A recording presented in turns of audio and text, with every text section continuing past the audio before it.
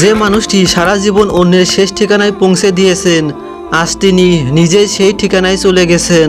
বলছিলাম মনু মিয়ার কথা, যার জীবনটাই ছিল অন্যের জন্য। তিনি প্রায় 50 বছর ধরে বিনা পারিশ্রমিকে কবর খুঁড়েছেন, কখনো কারো কাছ থেকে 1 টাকাও নেননি। এতই মানবিক ছিলেন যে মৃত্যুর সংবাদ পেলেই দ্রুত ছুটে যেতেন। এজন্য নিজের জমি বিক্রি করে কিনেছিলেন এক প্রিয় সঙ্গী, যার নাম ছিল বাহাদুর। কিন্তু ভাগ্য কতটা নিষ্ঠুর হতে পারে, কিছু মানুষ নির্মমভাবে তার সেই বাহাদুর ঘোড়াকে হত্যা করে। এই শোক সহ্য করতে না পেরে মনু মিয়া অসুস্থ হয়ে পড়েন। দিন দিন তার শারীরিক অবস্থা খারাপ হতে থাকে। আজ 2025 সালের 28শে জুন এই নিঃস্বার্থ মানুষটি পৃথিবী থেকে বিদায় নিয়েছেন, যিনি তার জীবনে বিনা পারিশ্রমে 3000-এর বেশি কবর খুঁড়ে মানুষকে তার শেষ ঠিকানায় পৌঁছে দিয়েছিলেন। আজ তিনি নিজেই সেই ঠিকানায় চলে গেছেন।